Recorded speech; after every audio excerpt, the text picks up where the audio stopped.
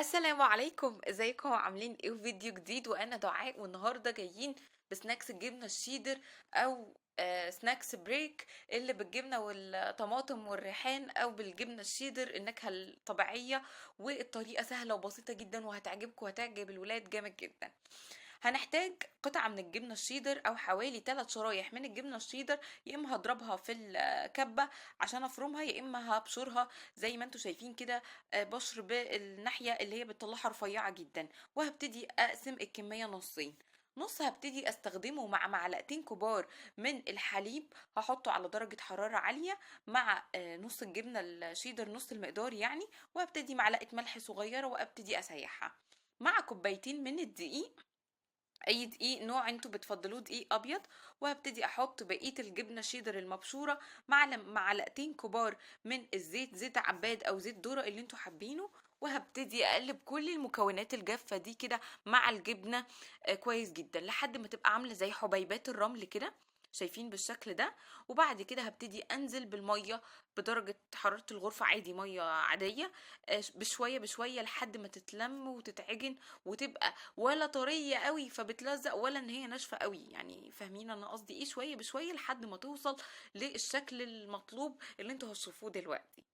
وانا هسيب لكم تحت المقادير في صندوق الوصف، وهقول لكم كمان على الفليفر اللي انا عملته في البيت، سواء بالجبنه الشيدر العاديه خالص بشرته وحطيت شويه ملح كان فعلا تحفه جدا، ولا بقى الجبنه بالطماطم بالريحان كان خطير جدا. هبتدي بعد ما عجنتها كويس زي ما انتوا شايفين كده اسيبها نص ساعة جوه كيس بلاستيك عشان ترتاح. وبعد كده هبتدي اقسمها حوالي على 3 كور.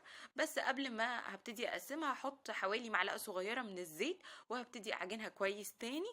وبعد كده هقسمها لثلاث كور. هبتدي اخد اول كورة، هبتدي اعجنها كويس جدا زي ما انتوا شايفين كده. وبعد كده هيبقى جنبي طبق دقيق، هبتدي ارش عليها وابتدي افرد كويس جدا. كل ما الدقيق احس ان هو راح ابتدي اضيف تاني، لان الدقيق هو اللي بيساعدني ان انا اوصل بالعجينه لارفع سمك. ولو العجينه دي ما اتفردتش لسمك رفيع جدا هتبقى يعني بتملى كده زيت وبتشرب زيت قوي ومش مقرمشه، وهتبقى مش يعني حلو خالص. هبتدي افردها لحد ما اوصل للسمك المطلوب اللي انا هوريهولكوا دلوقتي. شايفين عامل ازاي؟ بعد كده بسكينه او بقطعه البيتزا وابتدي بس اشيل الاطراف اللي شكلها مش مظبوط قوي. وبعد كده هبتدي اقطعها زي كده شرايط طويله زي ما انتوا شايفين. وبعد كده هبتدي اقسمها علشان اقصر طولها. شايفين بقت شكلها عامله ازاي؟ تحفه جدا. لا والعجينه كمان مظبوطه. وكمان يعني بصوا شايفين انا بلمها كلها على بعضها ولا بتلزق ولا اي حاجه.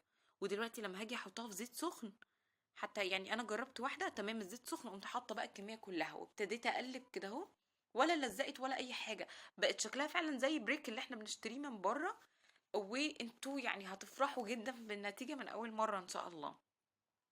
هبتدي اوطي بس اول لما ينفش كده معايا، وبعد كده اقوم معليه تاني بعد حوالي دقيقه علشان يقرمش، عشان يبقى مقرمش ومظبوط معايا.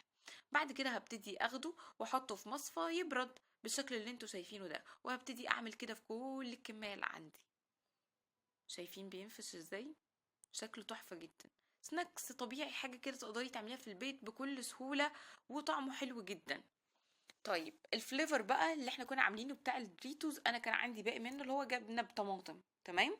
ابتديت بقى اضيف حاجات اكسترا عليه، نص معلقة صغيرة من السكر، ربع معلقة صغيرة من الملح، مع معلقة صغيرة من الريحان الجاف يعني. وابتديت اضربهم تاني مع بعض، عملوا لي طعم تحفة جدا. جبنة بطماطم بريحان فعلا كان يعني خطير جدا. بس انا بقى حطيته بس في طبق تاني علشان اعرف اقلبه كويس، وبعد كده هرجعه في البولة تاني عشان يعني اقدمه بالشكل ده. ده الجبنة بالطماطم بالريحان، وحطيت اكسترا ريحان. طيب الفليفر التاني عملته بسيط جدا، شوية ملح وعليه بشر جبنة شيدر. كان خرافة. يعني مين اللي قال ان الفليفر لازم يكون بودرة يعني؟ الجبنة الشيدر كانت يعني عاملة شغل جامد جدا وشكلها تحفة وبتعجب الولاد قوي، وبيبقى شكلها يعني فعلا ظريف قوي وحلو جدا. يعني انتوا هتسألوني طعمين ايه؟ لا الطعمين بصراحة حلوين جدا، الاتنين عجبوني والله قد بعض. هسيب لكم اللينك بتاع الفيديو بتاع الدريتوس عشان تشوفوا الجبنة بالطماطم احنا عملناها ازاي ونضيف عليها ايه يعني. جربوا الوصفة ان شاء الله بإذن الله هتعجبكم. ويا رب الفيديو يكون عجبكم، واشوفكم يا رب دايما بألف خير، والسلام عليكم ورحمة الله وبركاته.